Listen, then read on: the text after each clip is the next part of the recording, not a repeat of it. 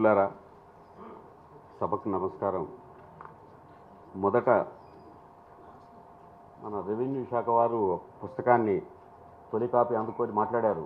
కానీ మీరు రెవెన్యూ విషయం ఒకటే చెప్పలే. ఈ పుస్తకం వేల 150 రూపాయలు.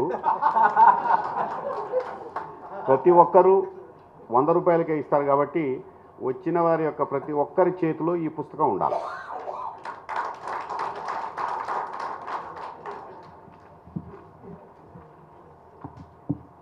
ఈ పుస్తకావిష్కరణ సభలో అతిరథ మహారథులంతా ఉన్నారు. మామూలు వాళ్ళేం కాదు వాళ్ళు. సీతారాం కవులను తయారు చేసే ఫ్యాక్టరీ అని చెప్పారు సీతారాంని. నన్ను కూడా తయారు చేసేది వాడే గురువు, తెలుసా? ఇప్పుడు చప్పట్లు కొట్టాలి దానికి.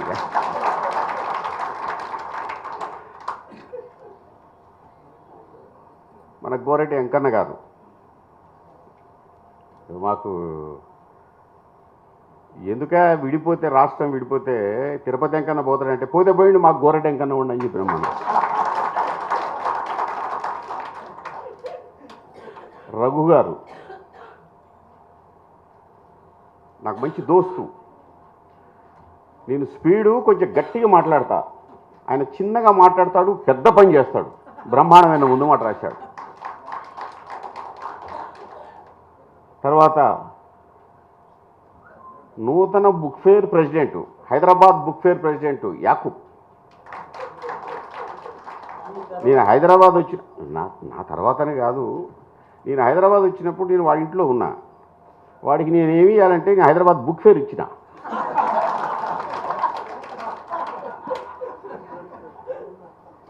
కోట్ల వెంకటేశ్వర రెడ్డి తన పేరులో ఉన్నటువంటి ఒక పేరులో 2 రెడ్లు ఉన్నప్పటికీ కూడా బహుజన పక్షపాతిగా కవిత్వం రాస్తున్నవాడు. అట్లాగే మన శ్రీనివాస్, సూరేపల్లి శ్రీనివాస్, నేను బీసీ కమిషన్ సభ్యుడిగా ఉన్నప్పుడు కూడా నాతో కొట్లాడి, అన్నా ఏం సంగతి, మా ఎంబీసీల సంగతి ఏంది, వ్యవహారం కథా కార్యక్రమం అని ఫైట్ చేసిన ఫైటర్. మైనారిటీ వర్గాలకు, బీసీలలో కూడా ఉన్నటువంటి మైనారిటీలకు సంబంధించిన ఫైటర్. అట్లాగే మన కుమారస్వామి పేరు కుమారుడే కానీ ఆ కుమారుడేం కాదు. ఉద్యమానికి సంబంధించినటువంటి బ్రహ్మాండమైనటువంటి ఉద్యమ లెక్కలు మొత్తం చెప్తున్నటువంటి వాడు, దశాబ్ద కాలంగా చేస్తున్నటువంటి వాడు. ఇక వనపట్ల సుబ్బయ్య. ఇక సుబ్బయ్య గారి గురించి మనం చెప్పేది ఏం లేదు, ఒక ప్రవాహ ధార, ఆగకుండా పోతాడు, గుక్కబట్టినట్టు ఉంటాడు, ఫెళ విరుచుకబడతాడు. ఆగ్రహాన్ని ఏమాత్రం కూడా ఒక్క నిమిషం కూడా ఆగడు. అది లగచెర్లైనా ఆగడు, ఏ చెర్లైనా ఆగడు, ఉప్పినలాగలేస్తాడు. కవికా లక్షణం ఉండాల. ఒకవేళ లగచర్ల రాస్తే కొంచెం మార్కులు కొంచెం మైనస్ పడతాయేమో, కవులకు రచయితలకు ఏమన్నా కొంచెం ఈ అవార్డులకు పాడు కొంచెం తిప్పలు వస్తుందేమో, రాయకుండా ఉంటేనే కొంచెం బాగుంటుంది మనకి. అందులో ఇప్పుడు ఇది ఏంటంటే ఈ గవర్నమెంట్తో కవిత్వానికి సంబంధం ఉండదు అసలు. యాక్చువల్గా మనోళ్ళు ఎందుకో పిచ్చి పిచ్చిగా పోయినసారి ప్రోమోలు ఎవడు పెట్టుకోండు, మొత్తం ఆ ప్రోమోలు పెట్టుకొని వాట్సాప్లో కనిపించిండ్రు. ఈ ప్రభుత్వ ఉద్యోగుల విషయంలో కూడా నాకు బాధాకరమైన విషయం. కుమారస్వామి అన్న గవర్నమెంట్ మనకి నెమ్మటి ప్రోమోలు మార్చారు, అసలు అది ఎవడు పెట్టుకోండు, ఇది ఎవరిది ఏమన్నాడు. చాలా బాధాకరమైన విషయం. పాపం అన్ఎంప్లాయీ కొంచెం ఉద్యోగాలు లేని వాళ్ళు, పాపం కష్టపడే వాళ్ళు, అయ్యా మీకు జై అంటే జై అన్నో, మాకేదో కొంచెం ఈ పూటకు చూడండి అని రోజు. రిటైర్మెంట్ తర్వాత కూడా రిటైర్మెంట్ పెన్షన్కి కూడా ట్యాక్సీ కట్టేవాళ్ళు ప్రోమోలు మార్చుకుంటున్నారు. అది నా బాధాకరమైన విషయం. ఈ సభలో మా అబ్దుల్ రాజా హుస్సేన్ గారు ఉన్నారు. ఆయన వేదిక మీదకి రమ్మంటే రానంటాడు. ఆయన నాకు మంచి మిత్రుడు, చాలా బహుజన పంచున్నోడు. ఇప్పుడు ఏంటంటే వేదికల మీద ఉత్తగానే మనం పంచులు ఇచ్చుకుంటాం, పంచి డైలాగులు ప్రాక్టీస్లో ఉండవు. నేను ఒక ఎడ్యుకేషన్ రిపోర్టర్గా పోతే ఒక విద్యాశాఖ మొత్తం నిర్వహించేవాడు. అందరు పోయి ఇక పేర్లు ఎందుకులే, పెద్ద పెద్ద సామాజిక వర్గాలు ఎందుకంటే ఆ గౌరీశంకర్ ఎంటర్టైన్ చేస్తారు ఏంటంటే అంటే కోపం వచ్చి ఈ టేబుల్ మీద బెల్లు కొట్టి అరే అరే అని బెల్లు కొట్టి వీళ్ళకి 4 టీలు అని చెప్పి ఇచ్చి పంపించింది తప్ప దానికి సమాధానం చెప్పలే. ఎవడట్లా ఉండేవాడు. ఏదో ఆ గుంటూరు జిల్లా చెందిన మైనారిటీ వర్గాల నుంచి వచ్చినాడు కాబట్టి ఆ పని చేశాడు. ఒక రకంగా నేను హైదరాబాద్లో పుస్తకం నేను తీసుకొని వస్తే ఆ పుస్తకాన్ని 70,000 పాఠశాలలకు పోవటానికి కారకుడు కూడా రాజా హుస్సేన్. పేరులో రాజా ఉండటం కాదు, రాజాలాగా ప్రవర్తించటం. అది వేరే విషయం అనుకోండి. నా పుస్తకం కాదు, నాతో పాటు పెద్ద పెద్ద పబ్లికేషన్స్ కూడా వచ్చినాయి. మొత్తం రాష్ట్రంలో పుస్తకాలను మొత్తం కూడా పబ్లిష్ చేయడానికి పంపడానికి రాజా హుస్సేన్. వజ్జుల శివకుమార్, అట్లాగే ఈ సభలో ఉన్నటువంటి దామోదరాచారి గారు, ఆయన వచ్చినట్టు నాకు చాలా సంతోషం. గట్టి కొట్టాలి, ఇది ప్రపంచవ్యాపితంగా. పాపం వృత్తిపరంగా వృత్తి చేస్తూ మేమంతా వృత్తుల గురించి మాట్లాడే వాళ్ళం. నేను లేక లేక పెద్దబాడిష ఒకసారి పట్టుకుంటే నా ఏళ్ళు దిగింది, అప్పటి నుంచి పెద్దబాడిష పట్టుకోను నేను.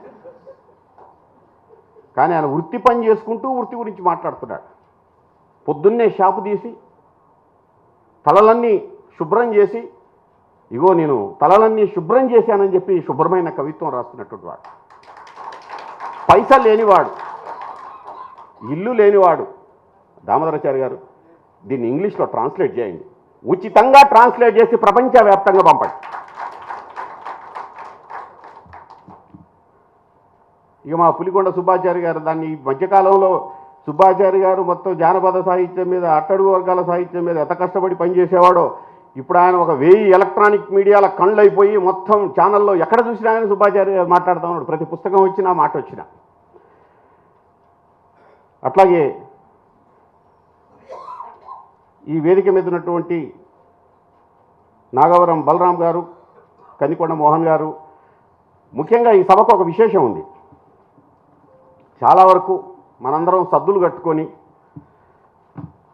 వాళ్ళు ఇచ్చినటువంటి పులిహోర పొట్లాలు తీసుకొని జిందాబాదులు డౌన్లు కొట్టుకుంటూ ఇందిరా పార్కుల దగ్గరికి వచ్చి ఒకడు గులాబీ జెండా, ఒకడు బీజేపీ జెండా, ఒకడు బీఆర్ఎస్ జెండా, ఒకడు కాంగ్రెస్ జెండాలు పట్టుకొని జై కొట్టుకుంటూ వస్తారు. ఈరోజు ఈ సభకు వచ్చినటువంటి వాళ్ళంతా తరతరాలుగా ఉన్న మంగళం, మా యొక్క హక్కుల సాధన కోసం, మా కోసం మేమే పిడికిలి బిగిస్తామని ఇందిరా పార్క్ కాడ ధర్నా చేసి ఇక్కడికి వచ్చారు. నాకు అది ఇంకా సంతోషంగా ఉంది. రవీంద్ర భారతిలో రోజు వస్తే కొట్టే చప్పట్లకు వేరు.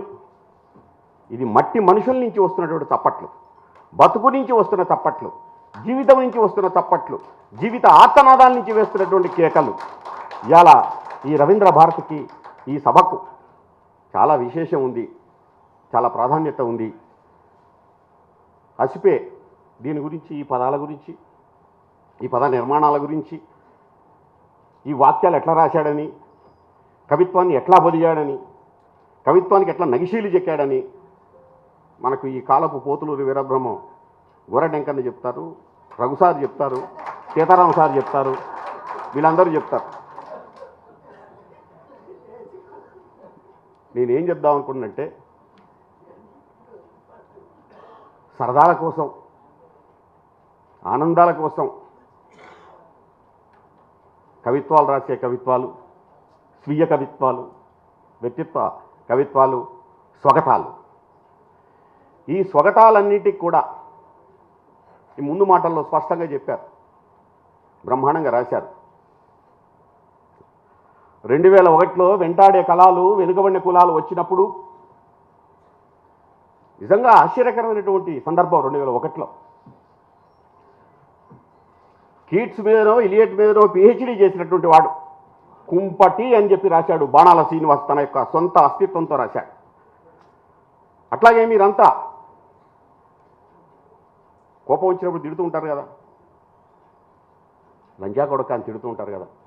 ఆ పదాన్ని తిట్టినప్పుడల్లా నేను కాలర్ ఎగరేసుకొని నిలబడతాను నా తల్లులు చేసినటువంటి నృత్యంతో అని చెప్పేసి ధైర్యంగా రాసిన వాడు సేన్ రాశాడు, కవిత్వం రాశాడు. సీతారాం అంటే సీతారాం మీద చాలా చాలా చాలా ఎత్తుగా చూస్తారంతా. బీసీలో నేను ఏ గ్రూపో ఆ గ్రూప్ అని చెప్పేసి ఆ గ్రూప్ గురించి ఫస్ట్ టైం రాశాడు. సీతారాం కవిత్వం రాస్తే విజయవాడలో మోహన్ ప్రసాద్ ఢేళ్ళ కింద పడ్డాడు. అరే ఏమి రాశాడు రావాడు కవిత్వం అని చెప్పి. అద్భుతమైనటువంటి కవిత్వం రాశాడు మంగళ జీవితం గురించి. జుగాశ్విలి రాశాడు ఆ కంసాలి తల్లులు చేస్తున్నటువంటి బాధ గురించి. బెల్లి యాదయ్య రాశాడు తన యొక్క ఆత్మను ఆవిష్కరించి. అవును మేము గొర్రెలు కాస్తుంటాము, గొర్రెల గురించి రాశాడు. గొర్రెలు మా జ్ఞానం అన్నాడు. లెక్కలు ఎట్లొచ్చినాయో చెప్పాడు. దెంచనాల శ్రీనివాస్ రాశాడు. 29 మంది కవులు 29 కులాలకు సంబంధించినటువంటి ఆత్మల్ని ఆవిష్కరిస్తూ రాశారు. ఈరోజు అక్కడి నుంచి వస్తున్నటువంటి వెంటాడే కళల నుంచి వస్తున్నటువంటి సాహిత్యానికి, కవిత్వానికి, స్వగతాలకు ఈరోజు వనపట్ల సుబ్బయ్య విశ్వరూపం ఏంటంటే అసిపే విశ్వరూపం. ఆ విశ్వరూపం దశకు ఈరోజు ఇది తన యొక్క జీవితం, ఇది తన జీవిత అనుభవం. తన జీవిత అనుభవమే కాదు, మంగలి ఆత్మగౌరవానికి సంబంధించిన పుస్తకం, మంగలి ఆత్మను ఆవిష్కరించిన పుస్తకం. ఇది తెలుగు సాహిత్య చరిత్రలో తెలుగు సాహిత్యానికి సంబంధించినటువంటి చాలా ముఖ్యమైనటువంటి ఘట్టం ఈ అసిపే. ఈనాడు పుస్తకానికే పరిమితమై పుస్తకం కోసం మాట్లాడేవాళ్ళు ఎందుకున్నారనంటే, ఇక్కడికి వచ్చినటువంటి పెద్దలు, ఇక్కడికి వచ్చినటువంటి సానుభూతి పరులు, ఇక్కడికి వచ్చినటువంటి ఆలోచన పరులు మొదట ఆలోచించాల్సినటువంటి విషయం ఏంటంటే, ఈ అస్తిత్వ కవిత్వం అంతా వస్తున్నటువంటి ఈ సందర్భంలో బహుజనులు కూడా తమ యొక్క అస్తిత్వానికి సంబంధించి పిడికిలెత్తి అడుగుతున్నటువంటి సందర్భం. ఈ సందర్భంలో కవిత్వాన్ని, సాహిత్యాన్ని ఇప్పుడు మన ధర్నాలకు ఎట్లా పోయామో, అందరి ధర్నాలకు పోయి మనం ఎట్లా జై కొట్టామో, ఇప్పటిదాకా సాహిత్యంలో కూడా అంతే వచ్చినటువంటి అన్నివాదాలకు జై కొట్టాం. చాలా బోల్డ్గా విశాల హృదయంతో స్త్రీవాదం వస్తే స్త్రీవాదాన్ని సమర్థిస్తూ, అభ్యుదయ విప్లవవాదాలు వస్తే అభ్యుదయవాదాన్ని సమర్థిస్తూ, నక్సల్బరీ వసంత మేఘ గర్జనలు వస్తే ఆ గర్జనలకు స్పందిస్తూ, అరసాలకు, విరసాలకు, సరసాలకు అన్నీ, తెలంగాణ వస్తుందంటే తెలంగాణ అస్తిత్వ ఉద్యమానికి అన్నిటికీ కూడా బీసీలు స్వతంత్రంగా వచ్చి వాళ్ళ యొక్క బాధ్యతని, తమ యొక్క గుర్తింపును కోల్పోయి మాట్లాడారు. దళిత కవిత్వం ఈరోజు లక్ష్మణసాయి వస్తే బాగుండేది. దళిత కవిత్వం చిక్కనవుతున్న పాట, పదునెక్కిన పాట వస్తే ఆ 2 పుస్తకాల్లో వచ్చినటువంటి ఆ దళిత కవిత్వంలో 35 కవిత్వం అంతా కూడా బీసీలు రాసినటువంటి కవిత్వం. బీసీల కవిత్వమే దాంట్లో ఉన్నది. చిక్కనవుతున్న పాట దళిత కవిత్వానికి సంబంధించి కారంచెడు చుండూరులు జరిగినప్పుడు, రామకృష్ణ పురాలు జరిగినప్పుడు విశాలమైన గుండెని చేసుకొని వాళ్ళు రాసినటువంటి వాళ్ళు బీసీ కవులు, రచయితలు. ఇప్పుడు తెలుగు సాహిత్యం దగ్గరికి వచ్చేసరికి అసలు బీసీ వాదమే లేదు అంటున్నారు. అది ఘోరమైనటువంటి విషయం. ఇప్పుడేదో మాకు ఆశాదీపంగా రఘు సార్ ఉన్నాడు అక్కడ ఉస్మానియా యూనివర్సిటీలో, బీసీ వాదం లేదంటే ఊరుకునేది లేదు, బీసీ వాదం ఉంది అన్నటువంటి విషయాన్ని ఈరోజు ముందు మాట రాసి స్పష్టంగా చెప్పారు. బీసీ అస్తిత్వ సాహిత్యానికి సంబంధించినటువంటి దాన్ని పెట్టారు. మన కాకతీ యూనివర్సిటీలో బన్నా ఇలయ వెంటాడే కళలకు సంబంధించినటువంటి పుస్తకాన్ని సిలబస్లో పెట్టాడు. ఇప్పుడు మన బీసీ వాదం, అసలు వీళ్ళు లేకుండా సాహిత్యం ఉంటుందా? బీసీలు లేకుండా సాహిత్యం ఉంటుందా? ఉండదు. ఈ మాట మాత్రం మాట్లాడరు. రాజకీయాల్లో కూడా అన్నీ మాట్లాడతారు. బీసీ అన్న పదం ఒక్కటి రాకుండా జాగ్రత్త పడుతుంది. కేంద్ర ప్రభుత్వం నుంచి రాష్ట్ర ప్రభుత్వం వరకు అన్ని రాజకీయ పార్టీలు కూడా బీసీ అన్న పదం మాత్రం రానివి, మిగతా అన్నీ మాట్లాడతారు. ఈ ఎర్రజెండాలు పట్టుకున్న కమ్యూనిస్ట్ వాళ్ళు తాడిత పీడిత అంటారు. అవుట్ కథం ఈ జీవితాలు మొత్తం నాశనం అయిపోయినాయి. తాడిత పీడిత ఏమంటే తాడిత పీడితులం మేము. ఎన్నాళ్ళు చెప్పుకుంటే ఏం తాడితులమే, ఏం పీడితులమే? అసలు నిజంగా పీడితులం మేం కదనయా. ఈ దేశంలో స్వాతంత్రం రాని వాళ్ళం మేం కదా, ఏ రిజర్వేషన్ లేని వాళ్ళం మేం కదా. ఎవరు మాట్లాడతారు మా గురించి? ఇది మాట్లాడరు. తెలుగు సాహిత్యంలో అందమైన మాటలు చెప్పిపోతారు, అద్భుతమైన వర్ణనలు చెప్పిపోతారు. సాహిత్య విమర్శకులు మొత్తం కూడా చాలా గమ్మత్తుగా తప్పించుకొని పోతారు.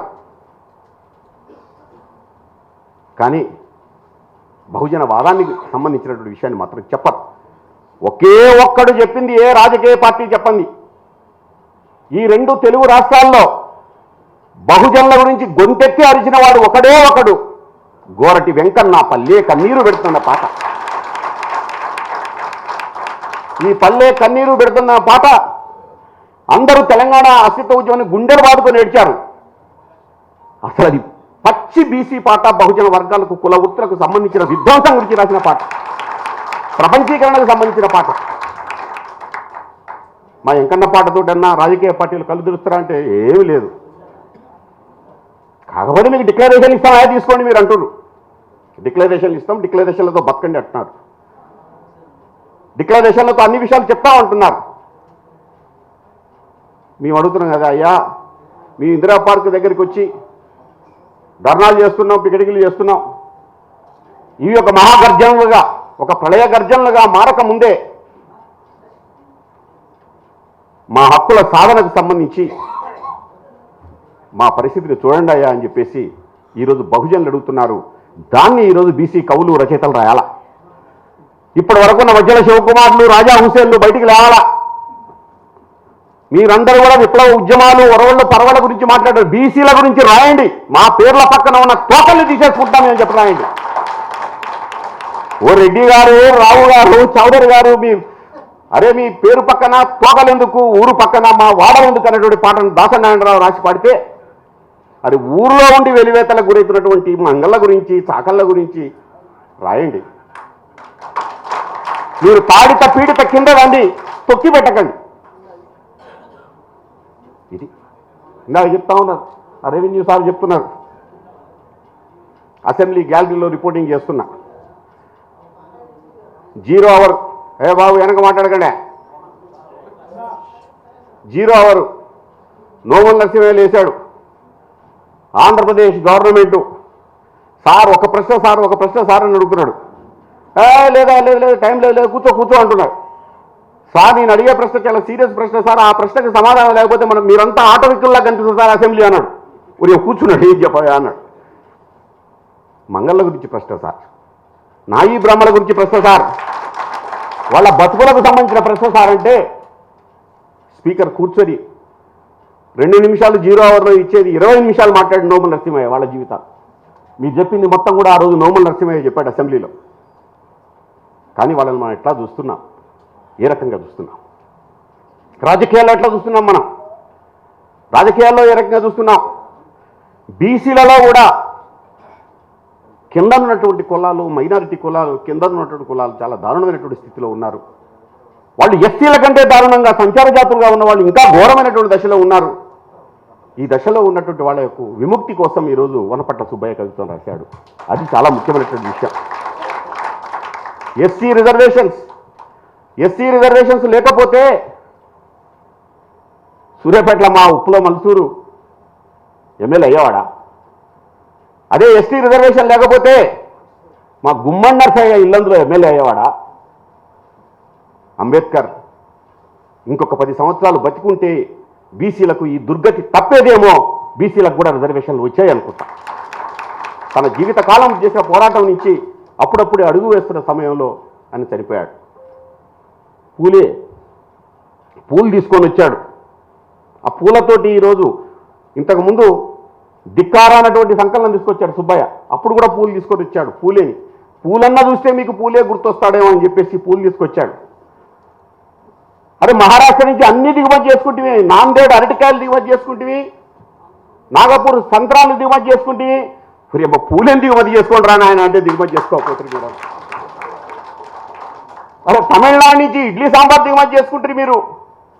రామస్వామి పెరియార్ని దిగుమతి చేసుకోండి మీరు. అది లేకపోయే ఘోరమైనటువంటి విషయం.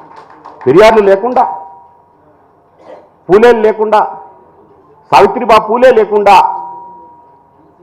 ఈ మార్పు వస్తుందా? రాదు. దాన్ని దృష్టిలో పెట్టుకోవాలి. తెలంగాణకు సంబంధించినటువంటి అస్తిత్వం, స్వీయ రాజకీయ అస్తిత్వం, ఆ స్వీయ రాజకీయ అస్తిత్వం కోసం ఎగిసిన అలల్లాగా ఎగిసినటువంటి సాహిత్యంలో బహుజన సాహిత్యానికి సంబంధించినటువంటి అనేక మంది బహుజనులు చేసినటువంటి పోరాటం, సుదీర్ఘమైనటువంటి పోరాటం, దాంట్లో కీలకమైన పాత్ర.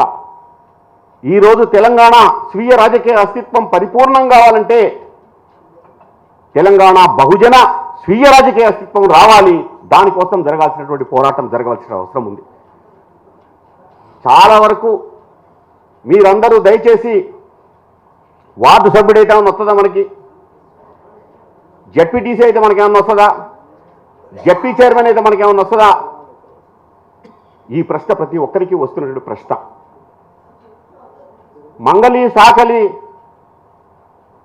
వడ్ల, కమ్మరి, కుమ్మరి చిన్న చిన్న కులాలను తక్కువగా చూస్తారు. అదే ఆ వ్యక్తి ఒక వార్డు సభ్యుడైతే ఆ వార్డులో ఇచ్చే గౌరవం వేరు, ఓ సమితి ప్రెసిడెంట్ అయితే ఇచ్చే గౌరవం వేరు, ఓ సర్పంచ్ అయితే ఇచ్చే గౌరవం వేరు. ఆ గౌరవం ఈరోజు మాకు కావాలని అడుగుతున్నాం.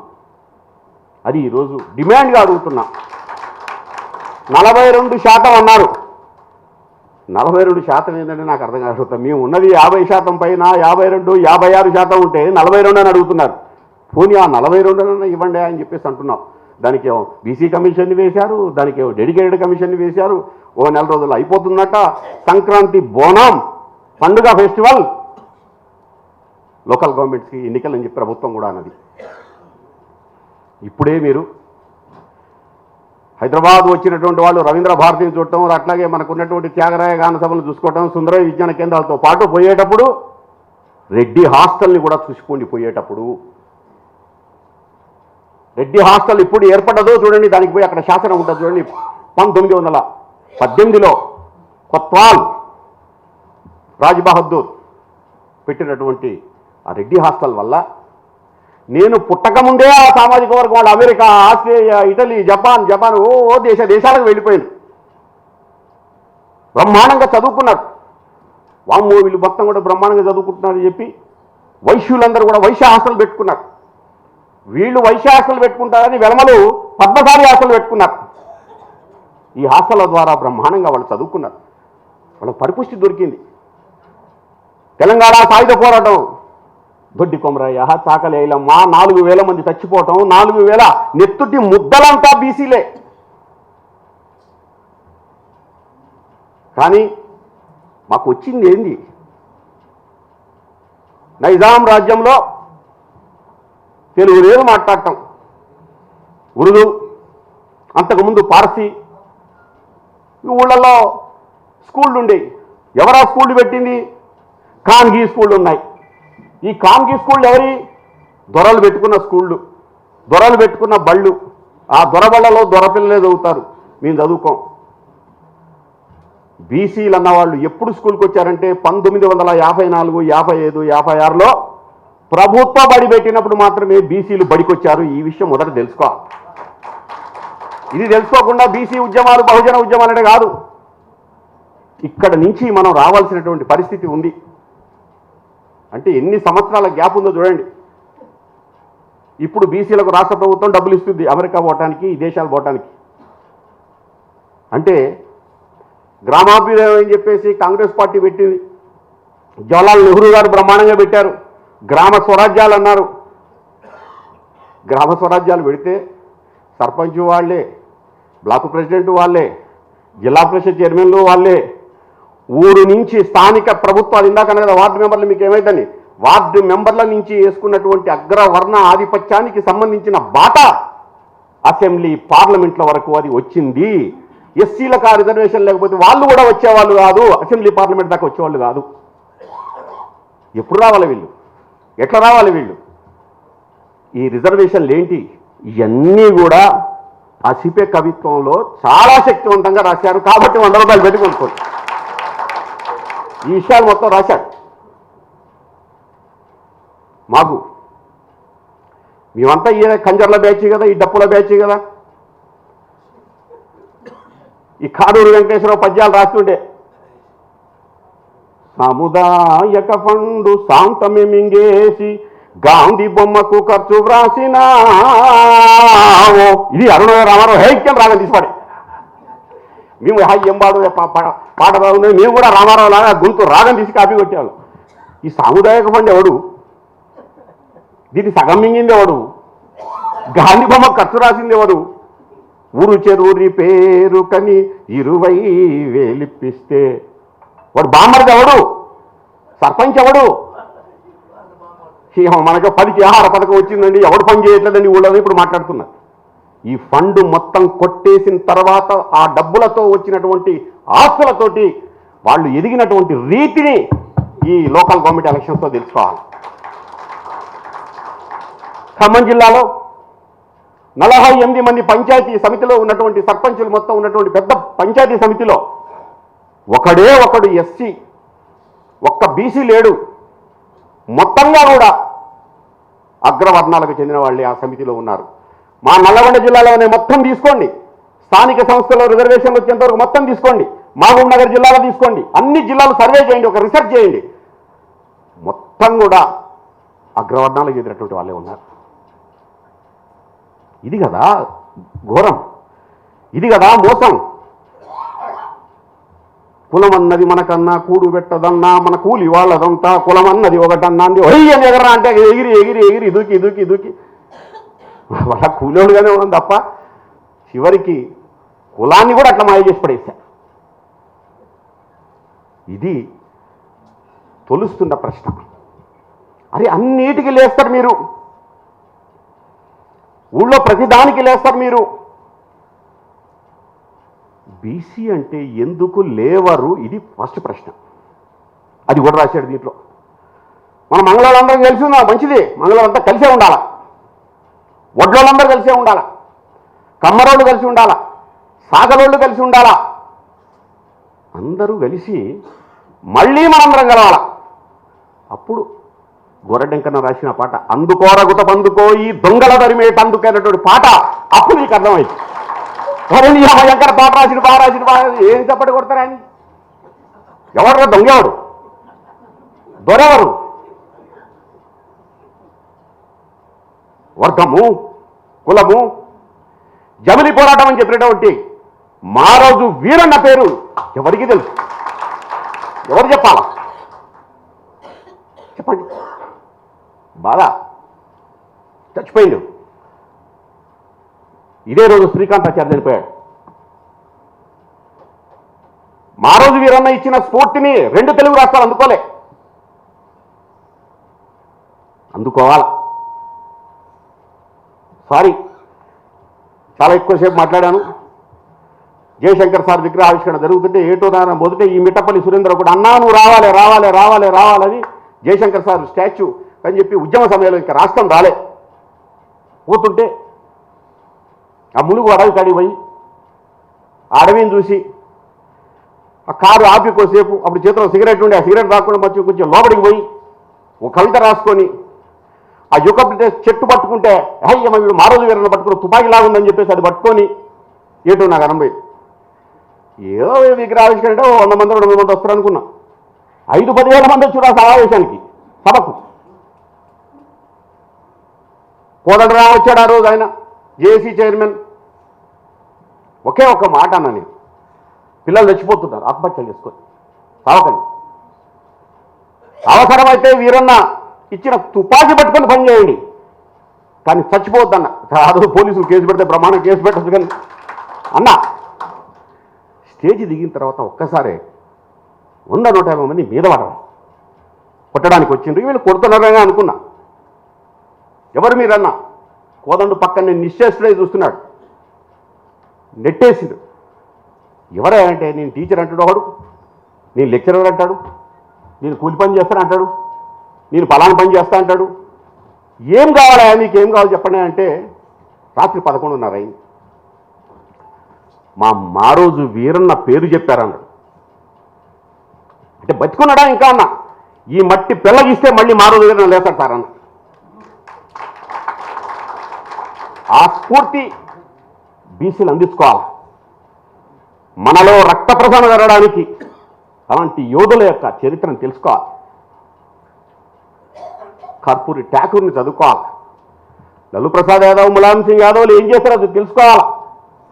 ఒక ముఖ్యమంత్రి స్వయంగా తన కార్యాలయం ముందు తానే ధర్నా చేశాడు. ఘోరమైన విషయం తెలుసా మీకు? ములాయం సింగ్ యాదవ్. ఇదేందండి సీఎంగా నువ్వు ధర్నా చేసుకుంటావంటే ఉన్నదంతా బ్రాహ్మణ చేసలయా, నేను చెప్పిన తీర్మానాన్ని ఒక్కటి చేయట్లేదంట రాష్ట్ర ముఖ్యమంత్రి. బ్యూరోక్రసీ పేరుతో ఉన్నటువంటి వాళ్ళు మనుషుల వైపు కూడా చూడరు, వాళ్ళు మన అప్లికేషన్ల వైపు కూడా చూడరు, వాళ్ళు చెత్త కుప్పలో పడేస్తారు. వాళ్ళు బతుకుళ్ళు చెత్త కుప్పలు, మెమోరాండాలు చెత్త కుప్పలు, మన డిమాండ్లు చెత్త కుప్పలు, మనము చెత్త కుప్పలం. చెత్త కుప్ప బతుకుల నుంచి బయటపడటానికి బీసీ ఉద్యమాలు రావాలి, బీసీలు లేవాలా. 10 సంవత్సరాలు ఇదే బ్రహ్మాండంగా పదవులు అనుభవించి సాహిత్య academy chairman, BC commission member, ఇన్ని 10 ఏళ్ళు మాట్లాడకుండా గౌరీ శంకర్ ఇప్పుడు మాట్లాడుతున్నాను అతను మా కుమారస్వామి మన సీన్ అంటారు. ఒరే నీ ఏమో ఎక్కడ వస్తున్నామో ఏం చేస్తున్నాం కాదురా నాయన, యాకూబ్ కూడా అంటాడు, వాడు దూదేకుల సంఘం నుంచి వస్తాడు వాడు అంటాడు. నేను అనేది ఏంటంటే ఉండడు. నన్ను చూస్తే కేసీఆర్ కనిపించే వాళ్ళు ఉంటారు, కనిపించాలి వాళ్ళకి. ఎస్ ఆయన కేసీఆర్ స్పష్టంగా చెప్తున్నా. ఆయన చూస్తే బీజేపీ కనిపిస్తుంది, ఓ బీజేపీయే. ఈయన చూస్తే ఇంకేదో కనిపిస్తుంది, ఆయన చూస్తే కాంగ్రెస్ కనిపిస్తుంది. ఉండండి, మీ పార్టీలో మీరు ఉండండి. BJP BC, Congress BC, BRS BC, CPI BC, CPM BC, అన్నల బీసీ, మీరు ఏ బీసీ అన్నా కండి. ఎందుకంటే మనల్ని చీల్చడానికి ఫస్ట్ మాట. ఇన్ని విషయాలు చెప్పిన నన్ను ఏమంటారంటే, అన్న ఆయన ఎడిపోయాడు, పోయింది, ఖతం అయిపోయింది, బీసీ అన్నదే పోయింది. ఇక్కడ ఎక్కడైనా రావండి, మీరు ఎక్కడైనా ఉండండి, మనందరం బీసీలం, ఒక్క ప్లాట్ఫామ్ మీదకి నిలబడి మాట్లాడదాం. ఇప్పుడు తప్పట కొట్టండి, జై బీసీ అని చెప్పేసి. ఇది విషపు చుక్క అన్నమాట. మీరేం చేశారు అని చెప్పడం ఒక విషపు చుక్క వేయడం. శ్రీనివాస్ నువ్వేం చేస్తున్నది విషపు చుక్క వేయడం. కుమారస్వామి నువ్వేం చేస్తావు విషపు చుక్క వేయడం. ఆర్ కృష్ణయ్య ఏం చేస్తున్నాడు విషపు చుక్క వేయడం. జాతవ శ్రీనివాస్ గౌడ్ ఏం చేస్తున్నాడు విషపు చుక్క వేయడం. ఎవ్వరు ఎక్కడన్నా పని చేయనియండి, బ్రహ్మాండంగా పని చేయనియండి. ఎవరు మాట్లాడినా బీసీ స్వరం, బీసీ బీసీ బీసీ బీసీ ఇది ఉండాలా. వేదికల్లో ఫస్ట్ మాట్లాడాల్సింది అది. ఆయన ఏం చేసిండు, ఈయన ఏం చేసి పోయి కథం అయిపోయి చించేసినట్టే కాగితం. అగ్రవర్ణాలు కాదు, ఇప్పుడు అగ్రవర్ణాలు కులంతో జీల్చట్లా, మనల్ని పార్టీలతో జీలుస్తున్నారు. బీసీలుగా మనల్ని ముక్కలు ముక్కలు చేస్తున్నారు. దీని నుంచి కూడా మనం బయటపడాలి. నువ్వు ఎక్కడున్నా ముఖ్యం కాదు, నువ్వు ఏ ఏ వేదిక మీద ఉన్నా ముఖ్యం కాదు. కర్మగాలు ఏం చేయవు, 2 సార్లు సీట్లో కూర్చోబెట్టా మార్పు రాకపోయా. ఇంకా నేను వెంటాడే కులాలే అంటున్నా, వెనుకబడిన కులాలే అంటున్నా. ఇది బీసీలో రావాలా. అన్నదమ్ముల్లాంటి మనల్ని ఊరిలో ఉన్నటువంటి 90 మందిని 9 మంది ముక్కలు చేసింది ఇట్లనే. ఇప్పుడు కూడా అట్లే ముక్కలు చేస్తారు. ఆ ముక్కల నుంచి బయటపడాలి. కామారెడ్డి డిక్లరేషన్కి కామాలు ఫుల్ స్టాపులు పెట్టకుండా తీర్మానం ఇవ్వాల. కామాలు పెడతారు, ఫుల్ స్టాపులు పెడతారు. ఇది కూడా మనం ముందుగా తెలుసుకోవాలి. ఈ కోణం నుంచి అసిపే పుస్తకాన్ని చదవాలి. ఆ ధైర్యం ఉందా మనకి ఫస్ట్ చెప్పండి. అది సుబ్బయ్య మనోడు కాబట్టి జయ అంటాం కాదు. ఇది దీంట్లో ఉన్న ప్రతి అక్షరాన్ని ఆయన మతం మీద రాశాడు, మతోన్మానం మీద రాశాడు, మతం దుర్మార్గంగా ఎట్లా రాశాడు. ఇన్ని విషయాల్ని మనం తెలుసుకోవాలి. ఇది తెలుసుకున్నప్పుడే మనల్ని ఎవడు కించిత్ కూడా కదిలించలేడు. మనకు మనంగా నిలబడతాం, మనం నిలుస్తాం, మనం గెలుస్తాం. తప్పకుండా బహుజన రాజ్యం వస్తుంది. దాన్ని ఆపటం ఎవరి తరం కా. ఆ కోణంలో బీసీ కవులు రచయితలు ఐక్యంగా ఆల. బీసీ కవులు రచయితలు మీ కామారెడ్డి డిక్లరేషన్ పనిచేయబోతే బీసీ కవుల రచయితల డిక్లరేషన్ ఇస్తున్నారనే విషయాన్ని ఇవాళ సుబ్బయ్య పుస్తకావిష్కరణ చెప్తున్నా. మేధావులు, ప్రజా సంఘాలు, పౌరాకుల సంఘాలు, అన్ని సంఘాలు అంటున్నారు కదా, అన్ని సంఘాలు రాండి. ఇవి మానవ హక్కుల ఉద్యమం. Thank you very much.